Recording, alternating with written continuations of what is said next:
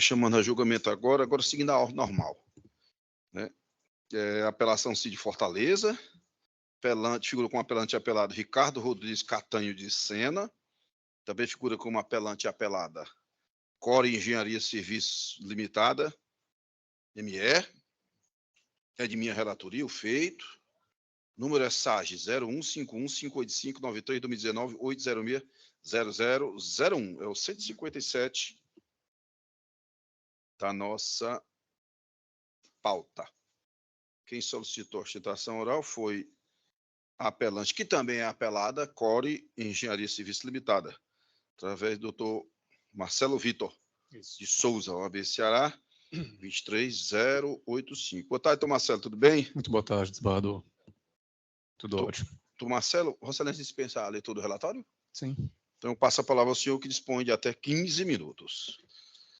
Bom, muito boa tarde. Boa tarde, Cumprimento doutor. aqui os membros desta dileta Câmara de Direito Privado. Cumprimento na pessoa do relator, desembargador Mário Liberato. Cumprimento também os servidores auxiliares da Câmara, na pessoa da doutora Lia, sempre muito solícita. Cumprimento os colegas advogados aqui presentes, sem intenção de tomar muito tempo de todos, até porque adiantada a hora e a sessão já vem se alongando há um bom tempo. Um breve resumo do caso, doutores. Trata-se aqui de uma ação declaratória de inexistência de débitos acumulado com pedido de indenização por danos, movida pelo senhor Ricardo Rodrigues em favor da empresa Core, a quem represento. É importante dizer que esta sentença, a sentença que julgou o feito, julgou parcialmente procedente. Deu parcial provimento à declaração de inexistência de débito, no entanto, julgou improcedente, negou provimento ao pedido de indenização formulado pela parte autora. Quem é a parte autora? Para a gente contextualizar um pouco desse caso. Está falando aqui de uma relação contratual, trata-se aqui, e isso é fundamental para o deslinde, para a elucidação e deslinde da demanda. O contrato firmado entre as partes litigantes consiste em um contrato particular para a construção de empreendimento residencial sob o regime de administração. E essa questão ela é fundamental por quê? Porque me parece, doutores, que o juízo de primeiro grau, com a devida vênia, não encarou a situação da forma que deveria, pois partiu de uma premissa equivocada ao julgar o feito, considerando que a relação contratual consistia em um outro tipo de relação, e ao partir da premissa equivocada, raramente se chega à conclusão mais adequada ao caso. E me parece que aqui o reconhecimento da inexistência de débito não condiz com os fatos, muito menos com o farto acervo documental existente neste processo. E aqui eu gosto de fazer uma diferença entre as modalidades de contrato para esse tipo de relação específica. Indo para a questão fática. O senhor Ricardo é titular de um lote, um empreendimento, aqui próximo à cidade de Fortaleza, contratou a Core Engenharia para a construção de sua residência. Essa construção poderia ter sido dada de várias modalidades. Poderia ter sido por preço fechado, em que há estipulação já do preço certo em que ele pagaria, e a construção seria feita com base naquele valor. Mas também poderia ser, como de fato foi, por meio de um contrato para a construção de empreendimento residencial sob o regime de administração, ou seja, a preço de custo. E aqui, doutores, é necessária a diferença. A relação contratual, ainda que se tenha um valor base, ainda que a relação esteja baseada em um valor específico, ele pode ser variável a partir da apresentação dos comprovantes pela empresa responsável pela execução do serviço. E foi isso que aconteceu durante toda a relação contratual. Fiz referência em outro momento ao farto acervo documental existente nos autos. E aqui, doutores, me refiro a mais de 2.000 documentos que comprovam de maneira indubitável o irrestrito cumprimento contratual por parte da Core Engenharia, que em nenhum momento cobrou qualquer parcela indevida do senhor Ricardo Rodrigues, tendo a todo momento e a todo modo apresentado da forma que ele pretendia e sempre que pleiteou todos os comprovantes de material, de mão de obra, de serviço, de equipamentos técnicos, de tudo que foi efetivamente contratado e gasto durante a execução do serviço. Não obstante todas as alegações e fartas comprovações existentes no processo, e aqui, mais uma vez, a contestação desse processo ele tem início nas folhas 245. ela finaliza, desembargador Mauro, nas folhas 2.291 dos autos. Juntamos ao processo a comprovação de todo o serviço prestado e de todos os custos existentes, de todas as naturezas. Apresentamos também uma planilha explicativa, destrinchando, página por página, onde estão os comprovantes, a que se referem e como isso pode ser verificado. Poderia ter sido pelo juiz de piso, mas não foi. E apresentamos na apelação também para que fosse apreciado por Vossa Excelência e demais julgadores que participam do feito. Feitas essas considerações, o nosso pedido, a nossa apelação, enquanto contratante, né, empresa que realizou o serviço, teve todo o custo e ainda não recebeu 100% do valor merecido por isso, o nosso pleito é de que o recurso de apelação seja integralmente provido, para que a sentença seja integralmente reformada, né, para que o feito, movido pela parte contratante, na verdade, pelo senhor Ricardo Rodrigues, seja julgado totalmente improcedente, na medida em que este permanece, como devidamente comprovado nos autos, como devedor da empresa apelante, que ora sustenta aqui perante a doutora Câmara de Direito Privado. Eram essas considerações que eu queria fazer, já foram feitas na apelação, também dos memoriais apresentados aos julgadores. Agradeço aqui a oportunidade, aguardo aqui a decisão. Muito obrigado. Doutor Marcelo Vitor de Souza, nós que agradecemos também a sustentação oral de Vossa Excelência, tranquilo, sereno, né? Técnica. Cumprimento e parabenizo Vossa Excelência. Muito obrigado, doutor. Pela judiciosa sustentação oral. Eu gostaria de começar, colegas, também não vou me demorar muito, o voto não é muito extenso, mas também não é muito curto. Mas eu gostaria primeiro de esclarecer que o doutor Marcelo solicitou, como é de praxe, de costume, uma audiência comigo há uns dias atrás, explicando, argumentando exatamente o que defendeu aqui, defendeu bem da tribuna presencial. E esse feito entrou em pauta na semana passada. E eu retirei de mesa, não foi por outro motivo, não. Foi por isso que eu vou explicitar agora. Porque na audiência com Vossa Excelência, Vossa Excelência falou que tinham mais de 2.000 documentos, como de fato existem. Mais de 2.000 documentos. E na semana passada, eu, com a minha assessoria, não tinha dado tempo, não tinha tempo suficiente para olhar toda a documentação. Então, ainda eu não tinha, lógico, concluído a minha proposta de voto, porque queria examinar toda a documentação para procurar, lógico, fazer a melhor justiça aqui ao caso concreto. Mas, doutor Marcelo, com todo respeito a Vossa Excelência, ao cliente de Vossa Excelência, eu não encontrei elementos para prover a irresignação na parte que julgou procedente a declaratória de inexistência de débito. Vossa Excelência situou muito bem o feito, está tudo dito aqui no voto, assim, de forma mais discriminada, pormenorizada, mas eu vou dar aqui um encadeamento de ideias para chegar à conclusão e por qual motivo, ou por quais motivos eu cheguei a essa conclusão. De fato, foi uma construção da que se denomina construção por administração, né? Não foi aquele preço certo. E na construção por administração está bem nítido aqui no contrato, né? Há uma perspectiva, digamos assim, de um valor que foi fixado. Mera perspectiva de 500 e poucos mil reais aqui no início do negócio jurídico. E tanto o contratante, que é apelante também, Ricardo, né? Lógico também a consultora, a Core, né? Isso. Sabem que durante a relação contratual pode haver alteração desse valor, né? E é tanto que ele, já entrando um pouquinho na questão de fundo, e é tanto que ele que eu digo, o senhor Ricardo aqui, o apelante, que é apelado também. Ele já aduz que anuiu com alguma alteração do projeto inicial do Barra do Manel, mas que, para tanto, segundo ele, despendeu já uma quantia razoável de R$50 mil. Então, ele disse, olha, contrato inicial tem uma perspectiva, isso é um negócio jurídico, né? Construção por administração, tem essa perspectiva inicial, 500 e poucos mil reais, mas eu confesso que também anuí com alguma coisa a mais do negócio jurídico, algum adendo, alguma modificação desse contrato que resultou no numerário que eu acho, a concepção dele, que pagou, que já quitou esse contrato. De fato, aqui aí a quesila, né, o ponto controvertido é justamente esse qual?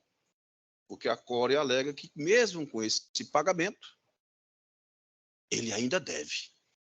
Agora, aí apresenta alguns valores. Valores, eles não ficam valores certos, Bardô Carlos Augusto. Faz parte da turma jogadora.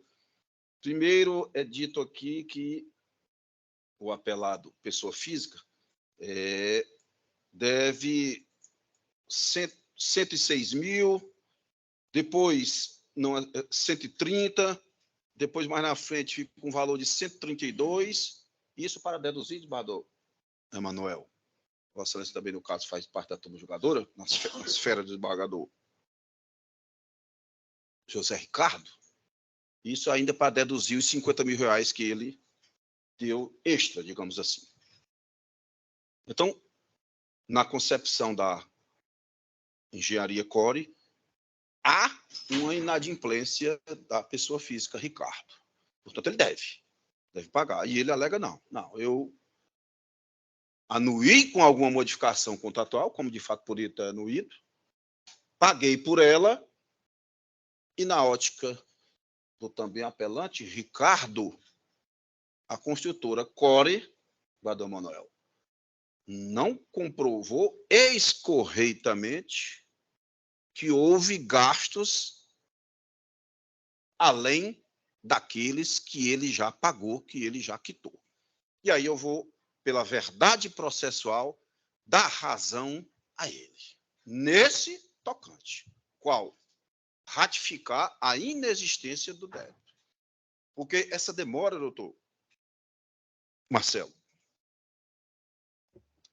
que eu falei, tirar de mesa, foi para olhar documento por documento, e tem uma fartíssima documentação. Agora, mesmo com essa farta documentação, esse, entre aspas, excedente, que é cobrado pela Core, ele não está claro, Manuel, aqui na documentação que foi juntada, que é vasta. Não se extrai assim escorreitamente. Aqui, a Core, nesse tocante, a Core comprovou que gastou na obra da casa desse senhor. Portanto, ele deve pagar. Não tem esse liame de Manuel. Desse, vamos dizer, 80 e poucos mil reais que seria a dívida nos valores nominais, eu não encontro, mesmo, reitero, atento a essa documentação enorme, vasta aqui nos autos, mas eu não encontro. E aí eu digo aqui no voto, doutor, que só para ilustrar, não é? Que eu procurei, desmiucei mesmo aqui os autos, foi feito digamos, um laudo por um engenheiro da confiança, digamos, do próprio pessoa física aqui do apelado, Ricardo. Ele fez um laudo, né, dizendo, olha, nem tudo que a documentação juntada pela Core foi gasto, foi utilizado, Bardão Manuel, na construção da casa. O laudo é um laudo lateral, né, Bardão? Nós sabemos, mas ele foi ouvido. Ele foi ouvido em juízo, como foi ouvido também testemunha da apelante, que Vossa Excelência tão bem representa. Mas o engenheiro lá, quando foi ouvido, e assim, eu dou credibilidade ao que ele disse nesse tocante aqui, para mostrar, isso aqui é um encadeamento de ideias que se chegam à conclusão. O engenheiro de Bardão Manuel, que fez o laudo, unilateral, verdade. Mas foi ouvido no juízo, sob o manto do contraditório da defesa, testemunha compromissada.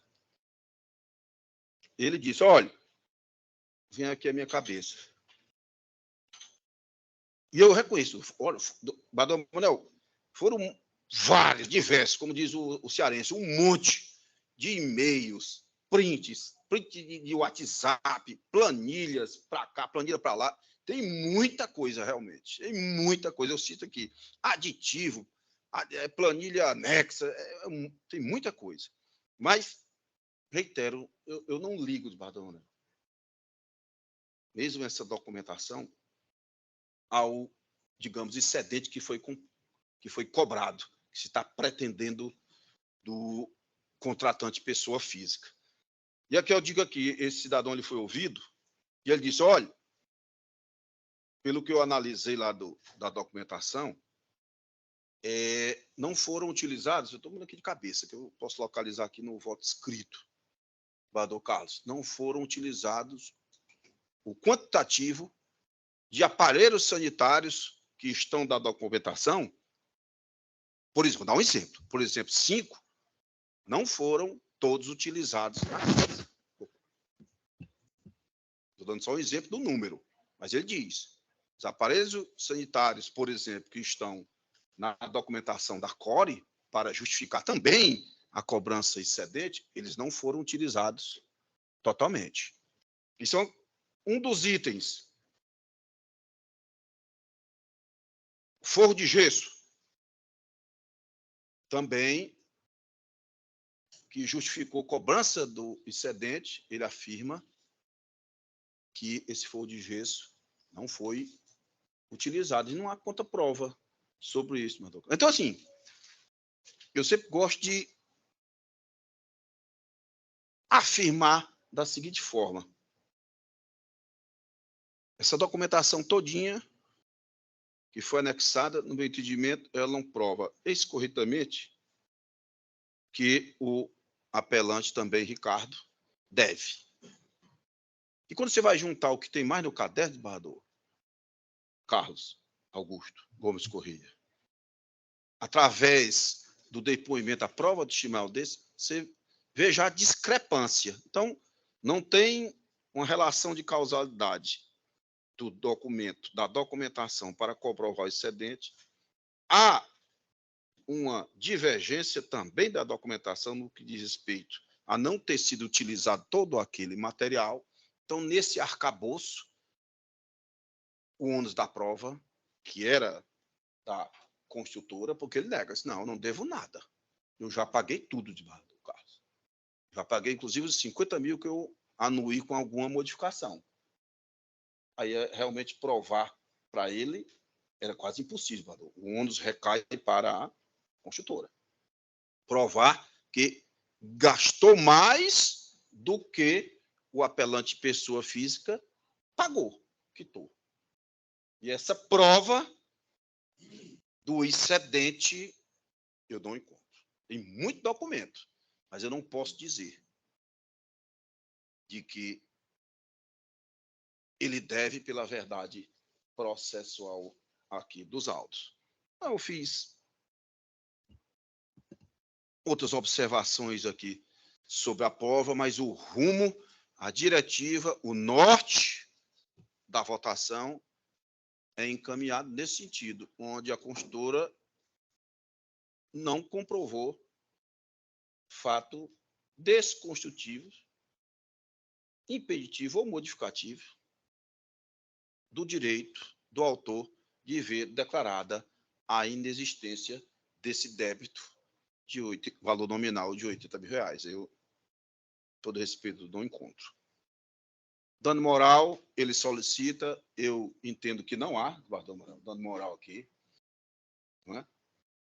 Houve, pela própria narrativa de Vossa Excelência, oral, escrita, e a minha, que agora que estou a votar, mas não provou, Bardô Emanuel, dano à sua personalidade, o dano moral, toda aquela sua extensão e definição. Não é? Alegou, pede 50 mil, salvo engano, 50 mil de dano moral. Mas aqui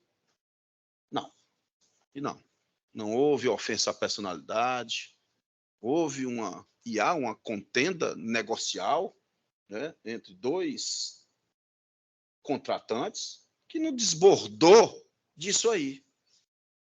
Não há ofensa.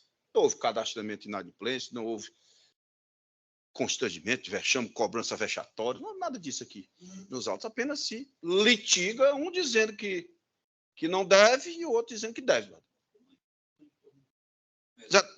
Discussão tipicamente contratual que todo dia nós decidimos aqui.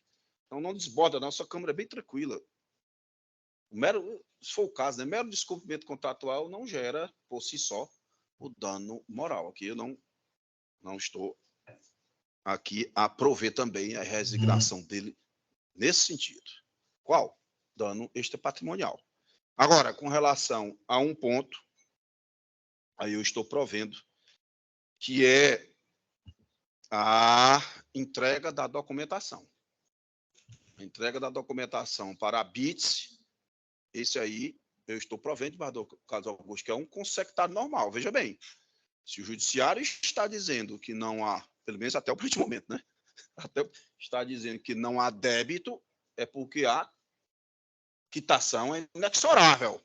Se a quitação é inexorável, a Core Engenharia deve cumprir, inclusive, a cláusula contratual.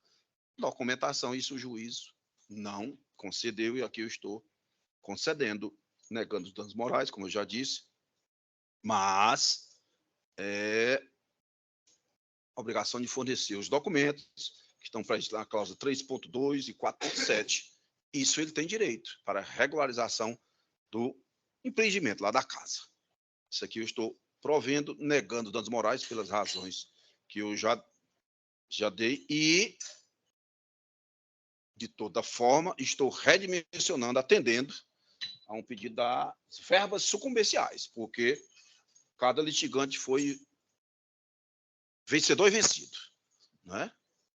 Não tem dúvida aqui. Dano moral, ele não obteve, mas obteve a declaração e a documentação. É isso? E a construtora, portanto, como eles são sucumbentes recíprocos. Então, eu estou aqui, parte dispositiva, disposto com estes recursos para dar-lhes parcial provimento, reformando a sentença proferida pelo juiz de primeiro grau, para assim de condenar a empresa demandada na obrigação de fornecer ao promovente o termo de recebimento e o habite do imóvel em questão, no prazo de 30 dias, após o trânsito em julgado, devendo ser observado o disposto na cláusula 4.6, no que se refere às despesas assumidas pelo contratante, porque há despesas a cargo dele, pessoa física recorrente também. Em razão da sucumbência recíproca e por força dos dispositivos tais, todo o Código de Processo Civil condena a parte demandada a ressarcir 50% das custas e despesas processuais antecipadas pela parte promovente, condena a parte autora e a parte promovida ao pagamento ao advogado da parte adversária, lógico, de 50% do seu valor dos honorários sucumbenciais, os quais fixam no valor de 10% do valor do proveito econômico obtido pelo promovente, que também é apelante, mantidos os demais termos da sentença. É o voto. Bardô Carlos, com voto, Vossa Excelência. Acompanho, Vossa Excelência. Bardô Emanuel. Pois não, senhor presidente, como Vossa Excelência falou, embora a documentação seja o volume seja bem elevado, não se encontra aí a prova efetiva, como Vossa Excelência disse ontem da prova da construtora, de que existe algum inadimplemento, né? E tem uma parte muito interessante, inclusive aqui, logo aqui no frontispício aqui da ementa de Vossa Excelência, é que essa parte aqui da construtora, não é isso? Aqui, o ônus da prova, sem dúvida, é da construtora. Perfeito. Ela está falando que contratou e que a parte que contratou ainda deve, então ela tem que mostrar, ela tem que comprovar. Você pega aqui. Tem que ter o nexo, que é a causa e efeito aí, né? Então, mas Vossa Excelência falou aqui, parte requerida que se obriga a efetuar a prestação de contas. especificando a despesa de cada mês de referência, bem como ao final da obra. Então, isso acaba com estoura. Todo mês chegar a aqui a despesa. Isso. No final da obra, e no final tem uma, contratualmente tem uma também, como você está dizendo. No final da obra, mais uma prestação de conta. Então, Vossa Excelência não está concedendo o dano moral, como acabou de falar, mas está mandando providenciar o habites, dos honorários, né? Do honorário, isso. E vem o habites. Habites. Que já é a obrigação. É um conceituado, lógico. Né? Perfeito. Da construtora. Perfeito. Então, eu mantenho o voto de Vossa Excelência e já, inclusive, já lançado o sistema provisório. Obrigado, Badão Manuel. Parabenizando o doutor Causílio pela sua sustentação oral, que só deixa no final. Mas está voltando ainda, né? Volta. Então, eu vou anunciar o resultado do julgamento. O apelo de Ricardo Rodrigues Catanho de Sena foi conhecido e parcialmente provido. E o apelo de Core Engenharia Serviços Limitada, ME, também conhecido e parcialmente provido. Tudo nos termos do voto do relator. A decisão é unânime, o julgamento está encerrado e eu agradeço mais uma vez a presença do doutor Marcelo. Muito obrigado. 111. Eu chamo o julgamento agora o agravo de instrumento de Fortaleza, agravante CAM, agravado CAMF e ACM, que não é a associação, logo, né? Dos magistrados, né? Excelentes magistrados. Agravado CAMF e ACM. É de minha relatoria, número é SAGE 063 05 80 53 2022 806 0000. Que solicitou a citação oral foram os agravados. Através do doutor João Gonzaga, de Freitas Filho. 111? 111, Badão Manuel.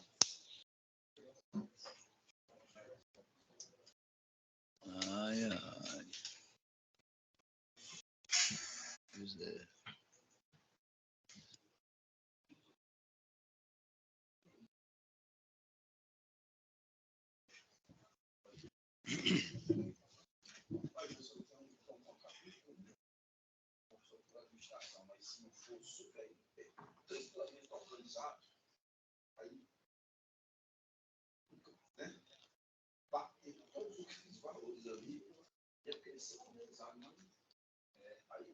É meio difícil, é muito difícil.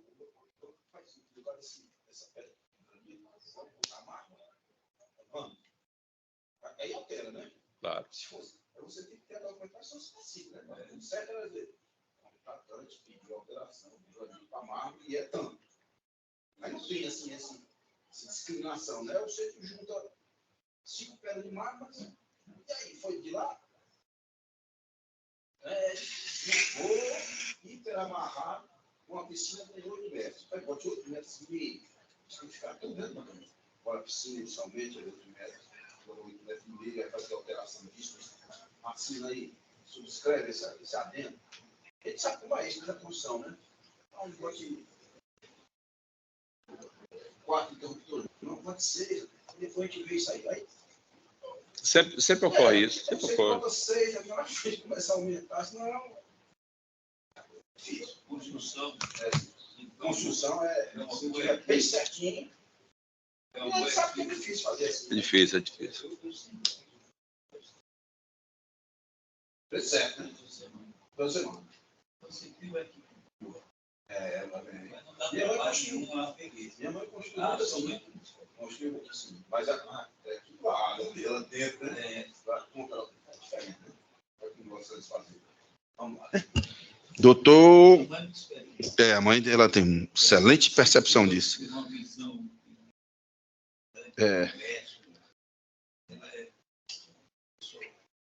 uma visão boa.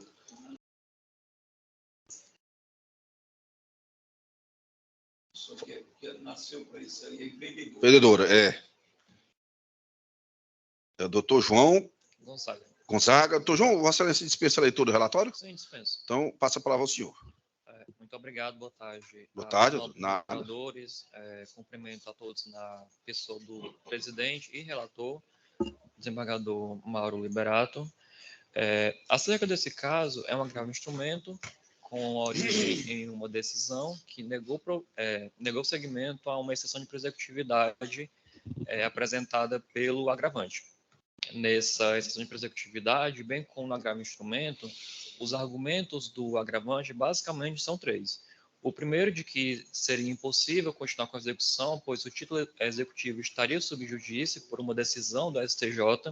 O segundo argumento seria de que houve uma inclusão indevida de 2 meses dentro do parâmetro da execução. E o terceiro foi de que não foi considerado pelos agravados, no caso exequentes, na ação de piso, alguns pagamentos que ele teria feito através de desconto na folha de pagamento. Acontece que quando a gente vai historiar esse caso desde o começo, a gente vê que nenhum desses argumentos são verdadeiros. Para explicar basicamente esse caso, ele remonta ao ano 2010, 2011, quando a mãe dos agravados e ele, o agravante, firmaram um acordo de alimentos, numa ação de divórcio, para pagar os alimentos que estavam pendentes, bem como para fixar como seriam os alimentos futuros. Nesse acordo, houve a pactuação livre entre as partes de uma cláusula penal. Esse acordo foi apresentado na execução que deu origem a esse agravo instrumento, bem como em uma revisional. Acontece que o magistrado, que era o mesmo para os dois processos, ele homologou completamente o acordo na execução que deu origem a esse agravo instrumento, mas fez uma ressalva com relação a essa cláusula penal na ação revisional, dizendo que por conta de ser uma ação revisional não poderia homologar aquela cláusula penal. Além dessa execução e dessa revisional, também existem outras 2 execuções. Em uma delas, o agravante ele perdeu em primeiro grau, houve sentença que foi desfavorável. Dessa sentença, ele entrou com uma apelação que veio para essa Câmara também pela relatoria do do desembargador Mauro Liberato, que no caso julgou desprovida a apelação. Contra essa apelação, ele opôs embargos de declaração, no caso agravante, que também foram desprovidos. Depois, ele interpôs um recurso especial que não foi admitido, e contra esse recurso especial, nessa outra execução, ele entrou concomitantemente com agravo em recurso especial, bem como pedir atribuição de efeito suspensivo lá no STJ. O agravo instrumento está sendo processado ainda lá no STJ, mas no pedido de atribuição de efeito suspensivo, houve a concessão pelo ministro Raul de um efeito suspensivo para essa execução, dizendo que não poderia ser liberado valores. Só que, primeiro, nessa execução, que não é essa que originou esse agravo instrumento, não existe valor nenhum penhorado nem depositado nos autos. Então, não tem por que se falar sequer em suspensividade.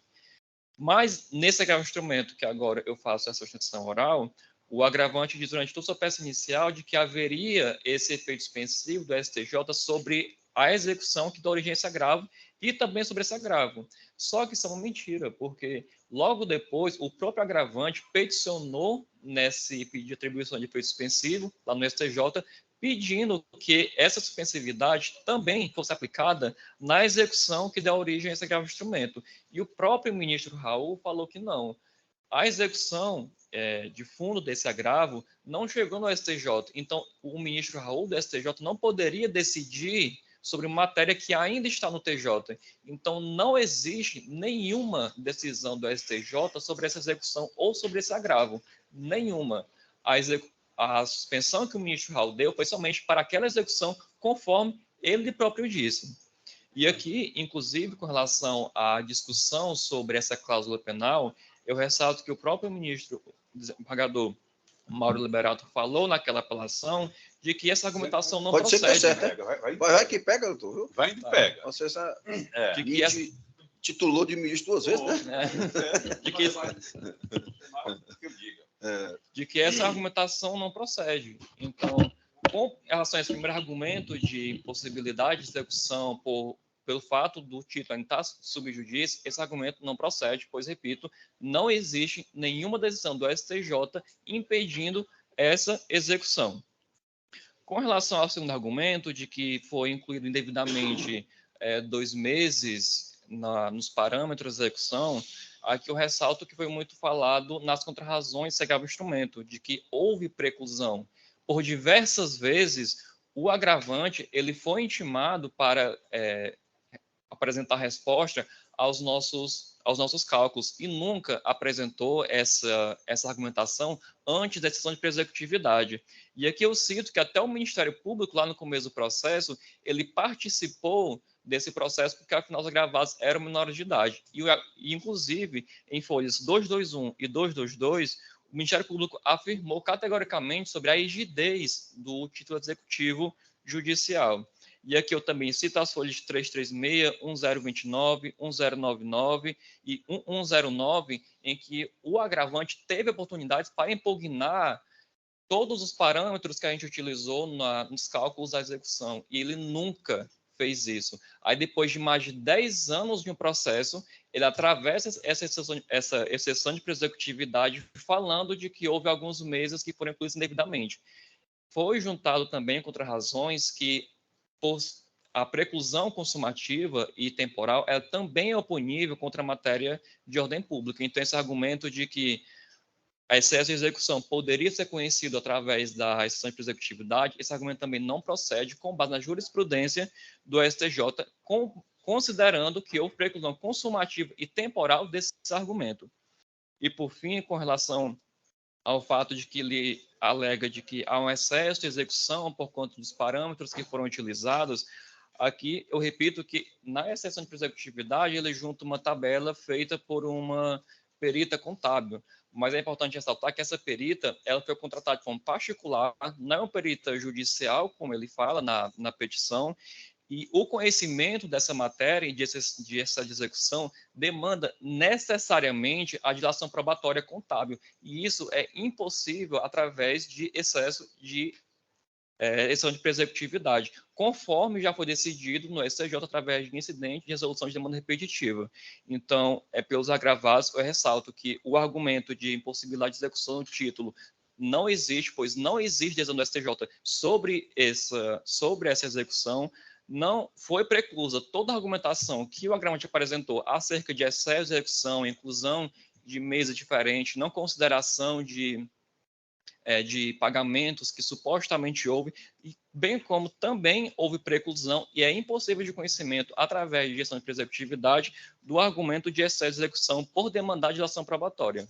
Com vista a isso, eu requeiro o desprovimento do agravo instrumento, agradecendo a oportunidade a todos.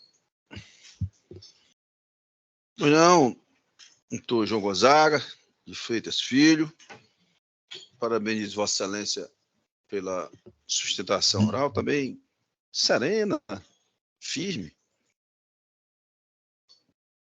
e técnica. Entretanto, doutor João,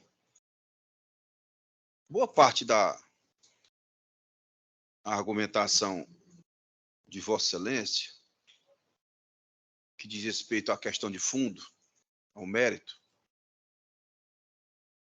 eu não vou tocar nesse momento. Ou seja, não vou propor decisão, porque, pela minha proposta de encaminhamento de voto, eu entendo que deve ser apreciada primeiro pelo juízo ACOR, sob pena de uma supressão de instância violenta. É um julgamento per saltum, né?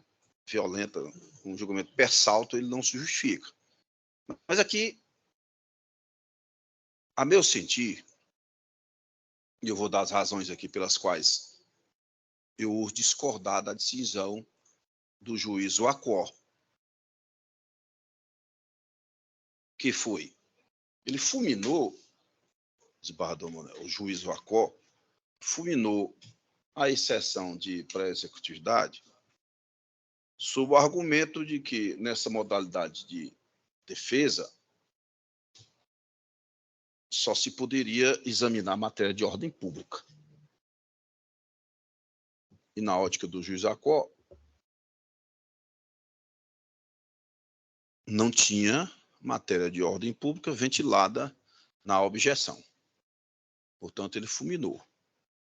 Mas não é bem assim. Eu falo aqui no voto, escrito, não vou fazer a leitura, o voto não é curto. Mas, regra geral, a exceção de pré-executividade, ela deve ser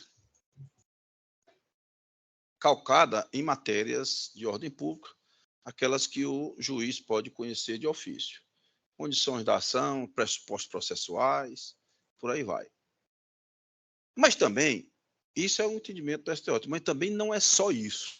Me lembro muito bem, eu gosto muito do doutrinador Fred Didier Júnior, e ele defende, e eu acho que ele está correto, que outras matérias também são cognoscíveis, devem ser conhecidas, na exceção de pré-executividade. E ele dá um exemplo. Pagamentos, Badão Manuel. Veja bem, Vossa Excelência que foi juiz de uma vara civil, eu também fui, Badão Carlos também.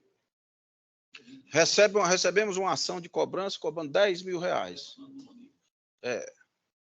10 mil reais. Eu sou citado, tá? Com execução. E eu tenho um comprovante de pagamento, Padre Manuel. Paguei os 10 mil a tempo e modo. Não devo nada. Eu posso, no meu entendimento, do Fred Didier e alguma jurisprudência, alegar isso na exceção. Por quê? Porque não exige, Bador Caso Augusto, dilação probatória, é só olhar o documento. Então, você não citou decisão do STJ, quando é evidente. É evidente, então é evidente. Eu estou executando 10, cobrando, e eu paguei 10. Está aqui a prova. Fulmina-se na exceção. Então, não é só exatamente aquilo que fundamentou aqui a decisão do juiz Acó para, de logo, rechaçar a exceção de pré-executividade. Veja bem, por que eu estou dizendo isso, doutor, com todo respeito ao cliente de Vossa Excelência, e a Vossa Excelência mesmo está aqui a defender bem o Constituinte, que várias das matérias ventiladas na objeção de pré-executividade independem de dilação probatória, basta se olhar os documentos. Ele alega excesso, inclusive, de execução. Porque, o que é que ele alega? Assim, bastante resumo. Execução de valores não abrangido pelo título judicial. Basta olhar, Bador Carlos. O título judicial diz o quê, Bador? Como Vossa Excelência... Não, naquele caso, né? Condenou a 10% do seu valor da causa. Está lá escrito. Se eu vou cobrar 15, Bador Manuel, basta eu olhar. Não é 15, não. É 10. Está aqui, ó. Aí ele diz mais. Eu estou falando tudo isso em tese. Não vou decidir isso aqui, não. Se ele está cobrando, a parte exequente está cobrando além do título. Estou só dizendo que não pode se fulminar de logo a exceção. Inclusão indevida de dezembro de 2015 e janeiro de 2016. É prova pré-constituída, documental. Basta olhar também. Precisa de dilação probatória. Basta olhar. Não, aí ele diz mais, né? Não dedução dos valores escutados em folha de pagamento e cobrança do mês de julho em duplicidade. Não vou dizer que isso é verdade, mas que não precisa de dilação probatória para isso aqui, não precisa. Então, vai se somando. Você tem razão com relação à cláusula penal, que duplica o valor, que isso está suspenso, inclusive, pelo STJ, nesse tocante. E aí, esse tocante, isso aqui não. Realmente, isso aqui não. Mas, assim, então eu cito aqui, jurisprudência, se o próprio STJ excepciona, os requisitos, desde a teoria Albino Zavascki, né, que Deus o tenha, morreu naquele trágico acidente, né, de avião. Que era um excelente. Era um grande processualista, isso. Né? Eu cito aqui os requisitos da exceção que estão presentes, e eu digo mais aqui, inclusive do Superior Tribunal de Justiça, exceção de pré-executividade exceção de pré-executividade agitando tese acerca de excesso de execução, possibilidade. Em hipóteses restritas e excepcionais em que o excesso for evidente. Então, em tese, pode ser evidente aqui de Badão, né, o excesso. Que eu estou dizendo, em tese. que estou cobrando 2 meses, além do título de embargador Carlos. Então, não era motivo para o juiz simplesmente fulminar, dizer, não vou apreciar nada dessa exceção de pré-executividade. Eu cito vários outros arestos aqui nesse sentido. Então, eu estou provendo o agravo agora nos seguintes termos. Com este recurso, para com arrimo nos fundamentos acima expedidos, dar-lhe parcial provimento, reformando a decisão adversada para determinar que o juiz singular se pronuncie sobre as matérias ventiladas na exceção de pré-executividade. Aí ele vai lá e vai examinar, para evitarmos que a gente, persalto, julgue logo aqui. Né? Então, é nesse sentido, o voto e faço, inclusive, a ressalva, doutor, com relação à cláusula penal, que está no STJ, suspensão do ministro Raul. Tal. Então, o voto é encaminhado nesse sentido. Qual? De que a exceção ela não foi bem, no meu entendimento, julgada pelo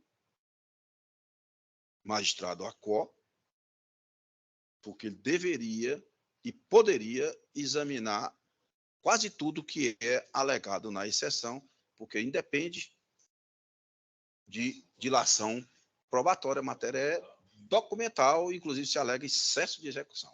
É o voto. Desembargador Raimundo Nonato, como vota Vossa Excelência?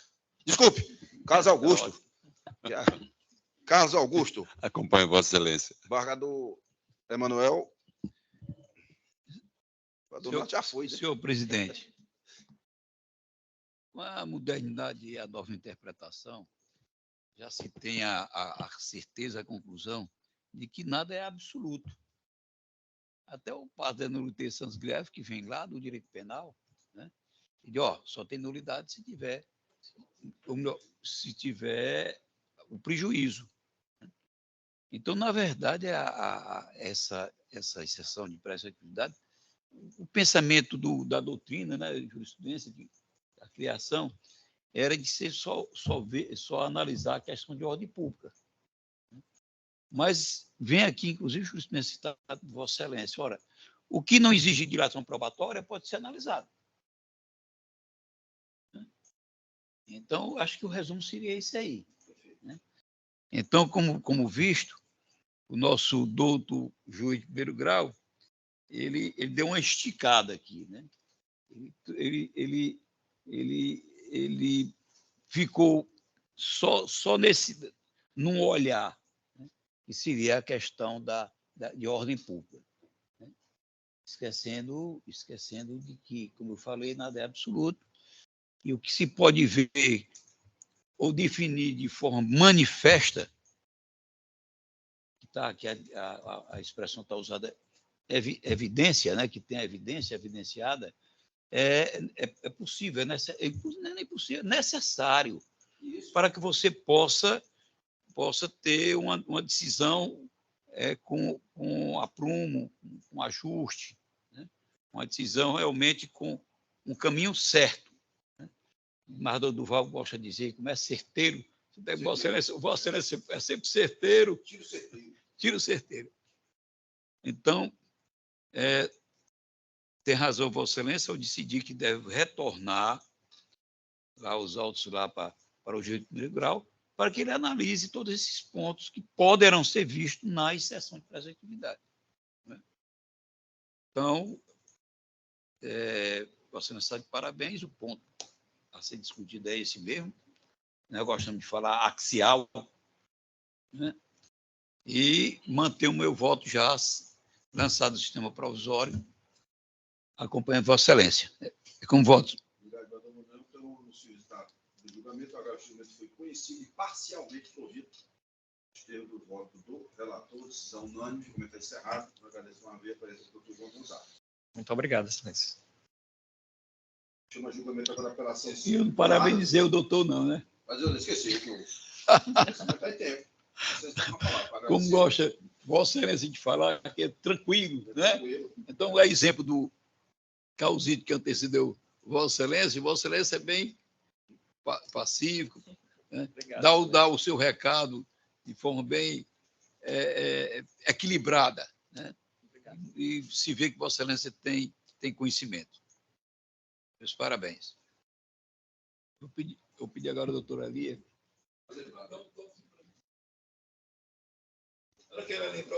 Eu chamo a julgamento a apelação civil de senador Pompeu, apelante Maria Barbosa Vieira, apelado Banco Itaú, consignado S.A. Já de minha relatoria, o 77, número 0020-28555-2019-806-0147. Quem solicitou a citação oral foi o Banco Itaú, através do doutor Henrique Herbert Acioli de Souza, que já está aqui presente, falando pelo recorrido. Doutor Herbert, Vossa Excelência, boa tarde. Desde o começo da sessão. Vossa Excelência já é acostumado aqui aos nossos julgamentos. Né? O voto está sendo encaminhado e desprovê totalmente o recurso, doutor. E o Vossa Excelência defende os interesses, sabemos, do banco. Portanto, o encaminhamento do julgamento é no sentido do cliente de Vossa Excelência, o que o cliente de Vossa Excelência alega, desprovendo. Podemos dispensar tudo? Relatório e sustentação. Então, vou anunciar o resultado.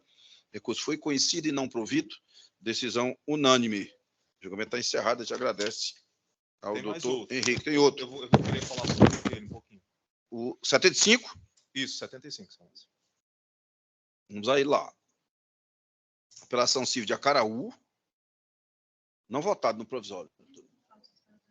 Bador Manuel, ouviu alguma coisa?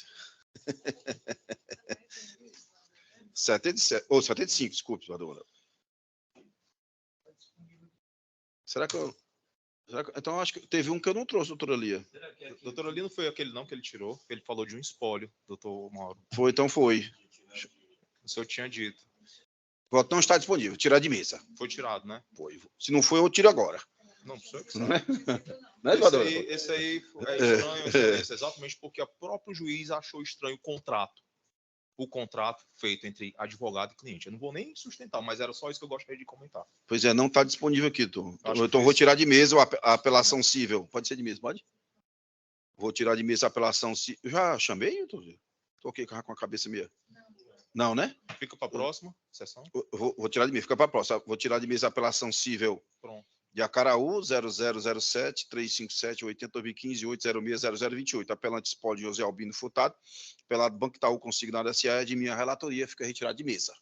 Tá ótimo. Acabou, doutor? Perfeito. Esse aqui do doutor Carlos Jaforo. Excelência, pois muito Guardou obrigado. Carlos. Bom. Para o senhor também, doutor. Boa De tarde. de processos aí para Vossa Excelência. Tudo de bom, doutor. Sustentação? 114. Vamos lá, ele. O último, né? Bador Manuel, eu procurei para te ligar para Vossa Excelência e aquele número não bate que Vossa Excelência me deu. Não bate, eu anotei, olhei. Sabe aí qual é o número, sabe? Para eu ver aqui de novo, que eu faço a retificaçãozinha, né? Tranquilo. Eu confesso que eu procurei, botei o número, inclusive procurei todos esses 5 números parecidos, que eu me lembro que começa com 3 zeros. 91. Então, eu chamo a julgamento o agravo instrumento do Crato, de Crato. Agravante Grande Moinho Cearense S.A., agravada Antônia Regilene Soares Silva. 114, número é SAI 062-7173-05-2023-806-0000. É de minha relatoria. Quem solicitou a sustentação oral foi a agravada Antônia Regilene Soares Silva, através da doutora Lisa Diná Cruz Sobreiro, OAB Ceará, 45.630, de forma virtual, porque reside e labora lá na cidade de Juazeiro do Norte. Doutora Lisa, boa tarde, tudo bem?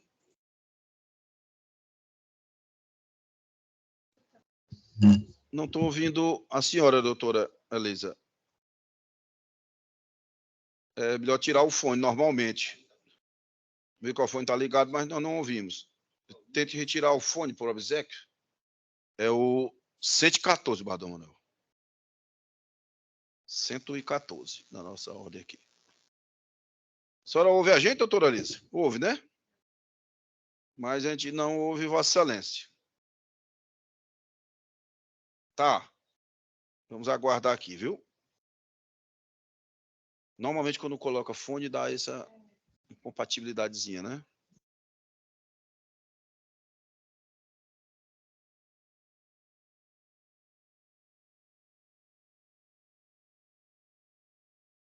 Retorna. Vamos aqui aos não votados, né, Bador Manuel? Bador Carlos, para a gente adiantar. Onde é que está? 91? Foi não? Verdade. Cumpridor das suas obrigações. Consegue me ouvir agora? Quer fazer uma... Quer fazer...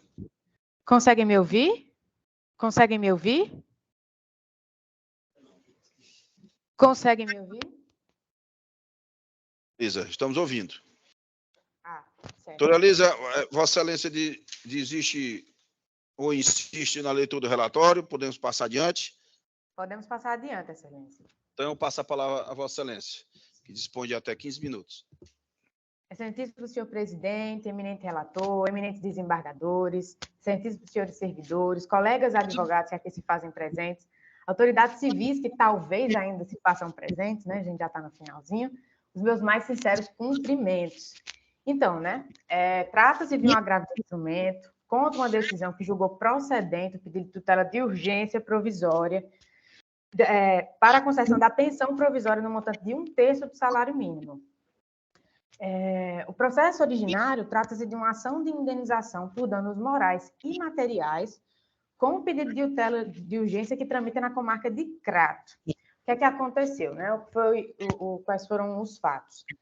O esposo da agravada foi vítima de atropelamento no dia 11/6/2022, em um acidente causado por um veículo que pertencia à empresa AM Vieira Regis e que esta transportava uma carga de titularidade da agravante, a Grande Moinho Cearense. Né? As notas fiscais de folhas 124 e 127 comprovam que a carga transportada era, de fato, da agravante, como ela também não nega no decorrer do agravo do instrumento.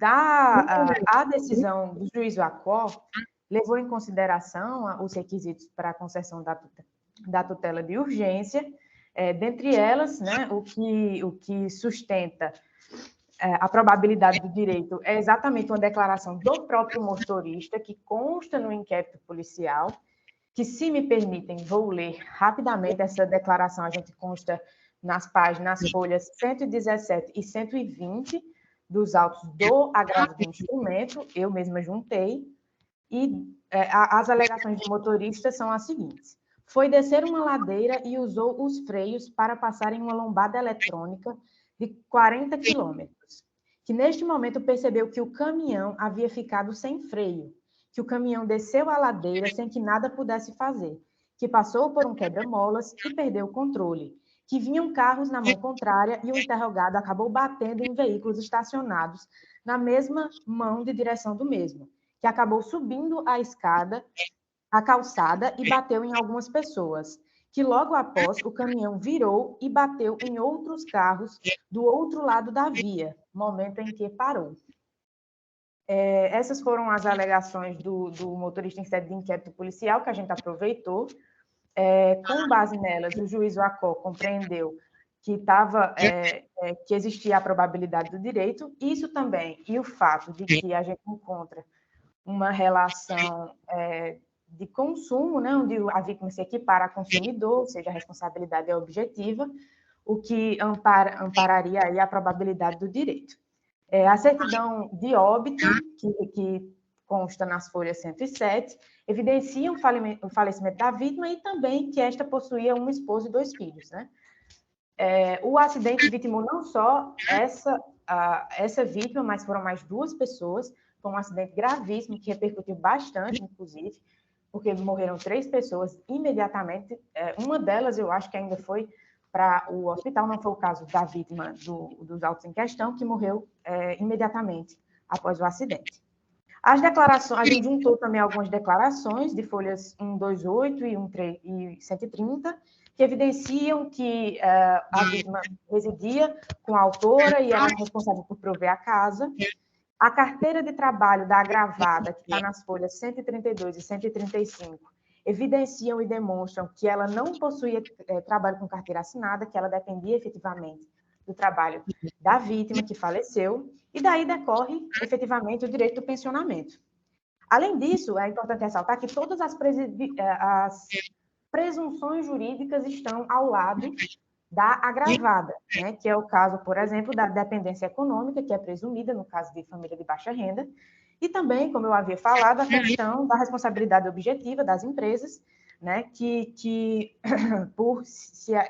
Quando a gente aplica o Código de Defesa do Consumidor ao consumidor equiparado, né? Nesse caso. Além disso, sobre a reversibilidade da medida, que foi algo que a parte agravante mais bateu na tecla, a questão da reversibilidade da medida, a gente tem que, como hoje já foi citado, Fred Didier, né, que é um dos autores que defendem e que trazem essa perspectiva de que deve-se privilegiar o direito provável em detrimento do direito improvável da contraparte, que é o que acontece. A gente tem alegações do próprio motorista dizendo que o problema foi no freio, ou seja, de responsabilidade da transportadora, o que leva à conclusão lógica de que o que deveria acontecer é a responsabilização de ambas as empresas. Sobre o perigo de dano, a gente convém ressaltar que deve-se assegurar com absoluta prioridade o direito à vida, à saúde e à alimentação, que é o que se busca com o pedido, né, de alimentos provisórios, né, essa pensão provisória. Dito isto, é a presente sustentação oral, não vou mais tomar o tempo de Vossas Excelências, com o fim de requerer que esta douta Câmara mantenha a decisão de primeiro grau, conforme já houve precedentes, eu também juntei precedentes desta mesma Câmara, muito recente, de janeiro de 2023, que foram concedidos alimentos provisórios no mesmo caso, acidente de trânsito, uma empresa vitimou uma pessoa, eu até posso citar o número aqui, que é o 06 21 974 36 2022 806 0000. Relatoria do desembargador Heráclito Vieira de Souza Neto, que foi em janeiro de 2023. Eu colacionei também. E é isso, querendo, né, que se mantenha a decisão de primeiro grau que concedeu os alimentos provisórios no importe de 1/3 do salário mínimo em benefício da agravada, pelo mais puro reclamo da justiça. E é isso, Excelências. Essa também foi minha primeira sustentação oral. Agradeço, Vossas Excelências. Obrigado, doutora Nelisa. Cumprimento Vossa Excelência mais uma vez, agradecendo na sustentação oral. Evidentemente, será levado em conta para o julgamento, auxilia nas nossas decisões, mas, colegas, eu estou encaminhando o voto no sentido de prover o agravo de instrumento. Já houve a suspensão dessa decisão através de um efeito suspensivo concedido por mim, e eu estou aqui a manter essa decisão. Aqui tem uma coisa interessante, Bador Carlos, é que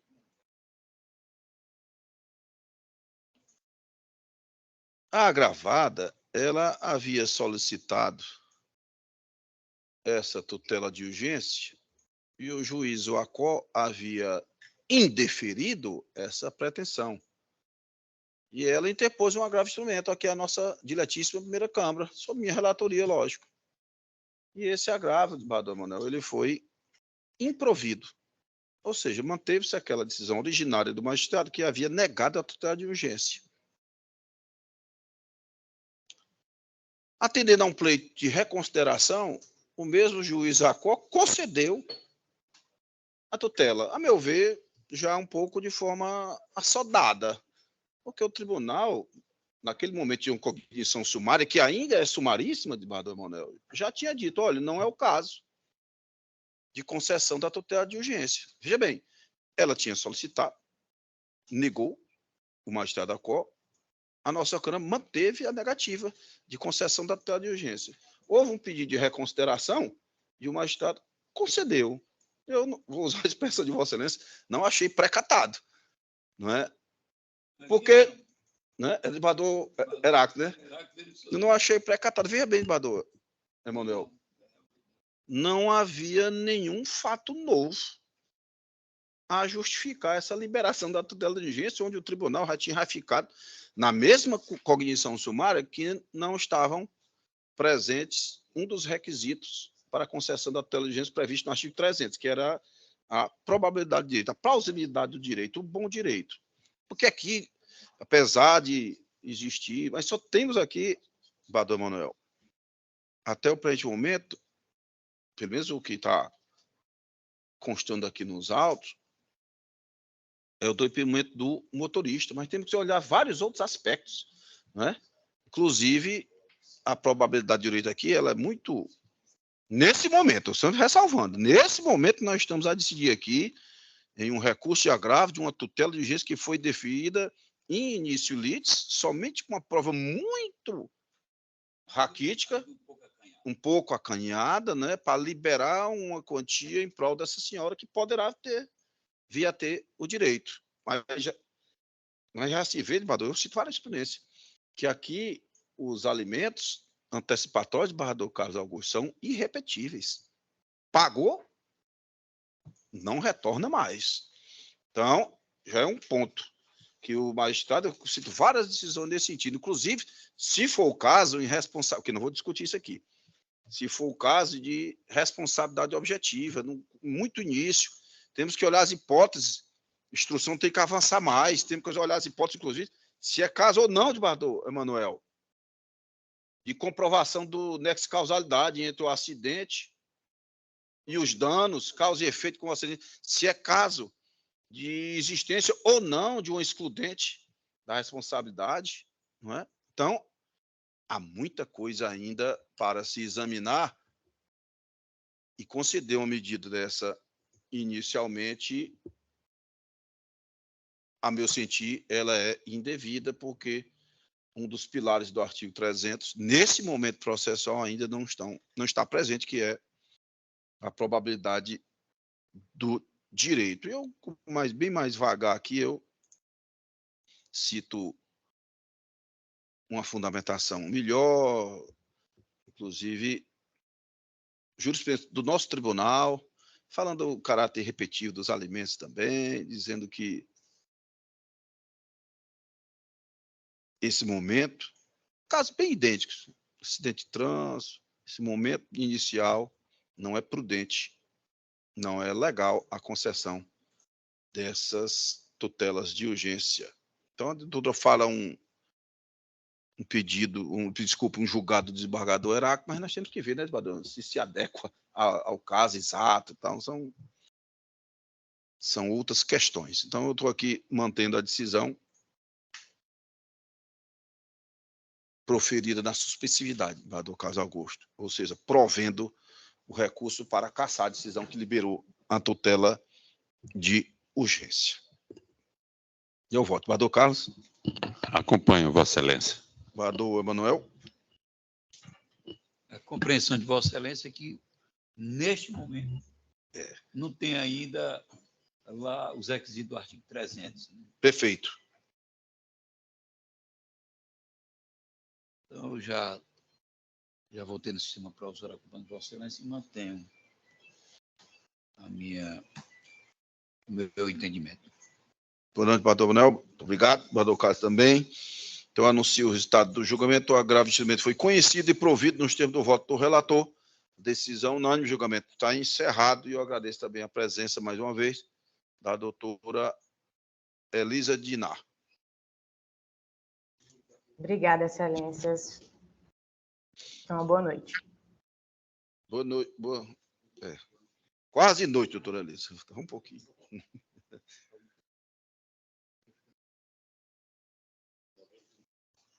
(91)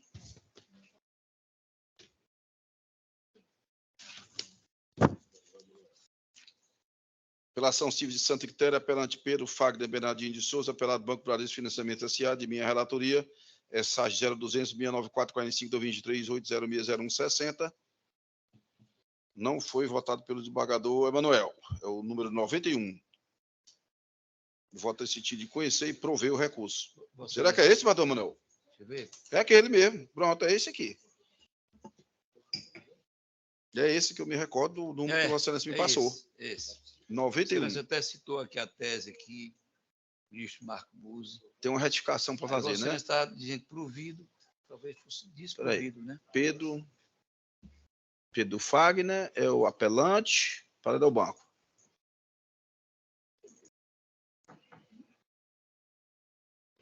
E Vossa Excelência está desconstituído. Está citando aqui o Tem razão, Bador. 1132. Recurso conhecido improvido. E provido. Inteira razão. Eu estou retificando aqui agora já.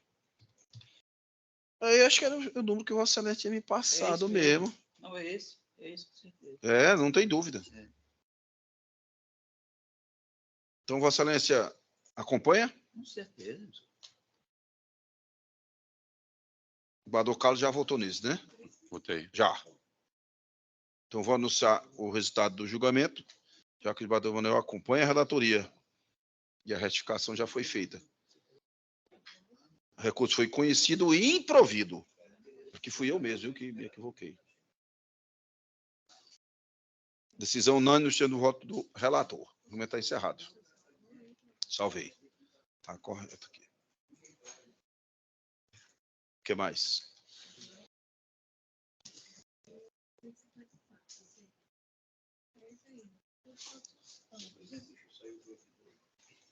Pois não.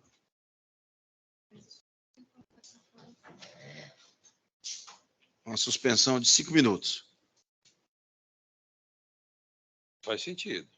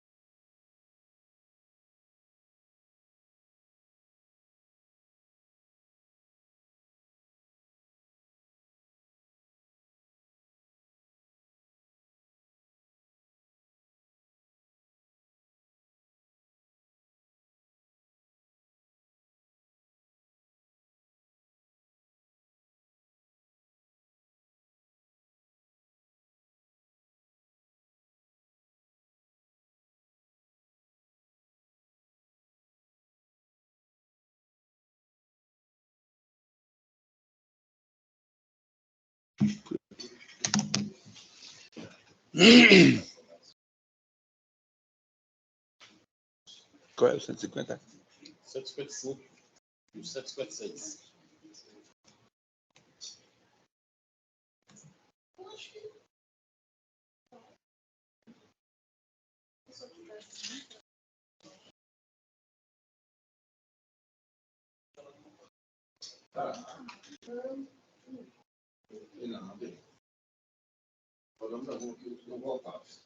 O relator, anota aí. 154, embargo da declaração meus. Mas esse eu seria agora da Vossa Excelência. Só esse aqui que eu tinha mandado para Vossa Excelência. Embargo da declaração. Relator. O 154. O 54 também. Estou mantendo, só corrigindo o erro material. 154.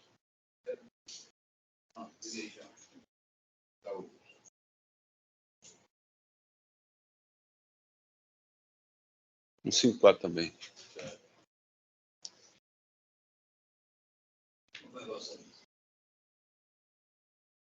Então, embargo da declaração 06-341 1995 2028 060000 embargado na participação SA em recuperação judicial e outras, embargada Norte Energia SA, é de minha relatoria.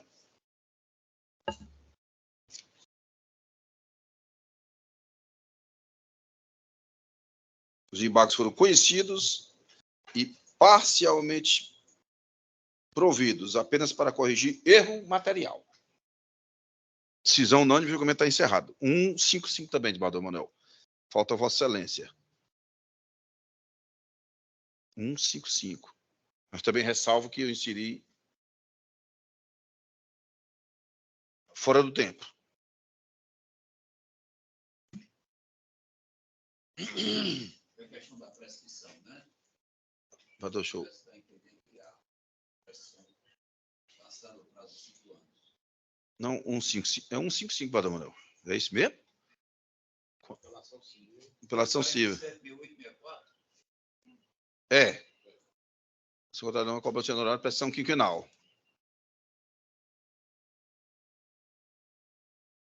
Então, anuncio. Você também, né, desembargador Caso? Acompanho, excelência. Então, eu chamo a julgamento a apelação civil de Fortaleza, apelantes Benedite Paula Bezerril, Francisca Janieire Calixto Almeida Moraes, apeladas Maria Gorete Pinheiro e Maria Leine Cavalcante Duarte. Número é SAI 0478664686, 2011-8060001. É de minha relatoria. O recurso foi conhecido e não provido. Sistema do voto do relator, decisão unânime, o julgamento está encerrado. E 156, desembargador Manuel. Isso é bem simples, uma revisão de contrato, revisional. Boa tarde, doutor Ricardo. Como é que vai? Esse servidor de gabarito do nosso Poder Judiciário do Estado do Ceará. Tudo bem? Como é que Vai está liberar. a sua mãe?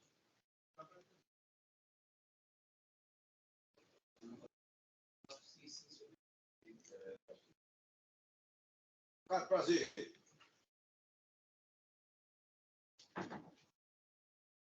Essa aqui é uma revisão daquela típica.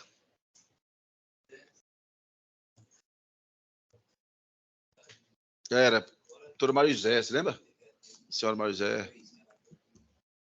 É.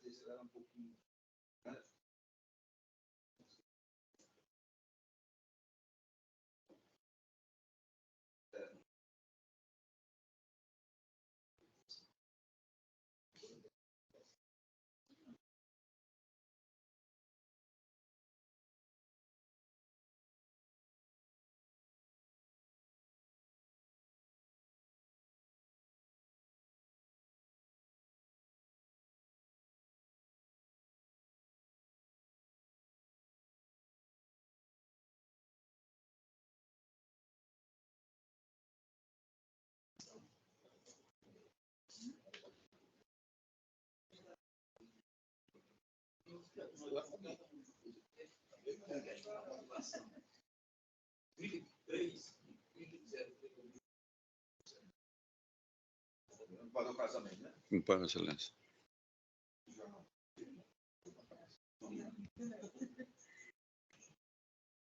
Temos um 5B, né?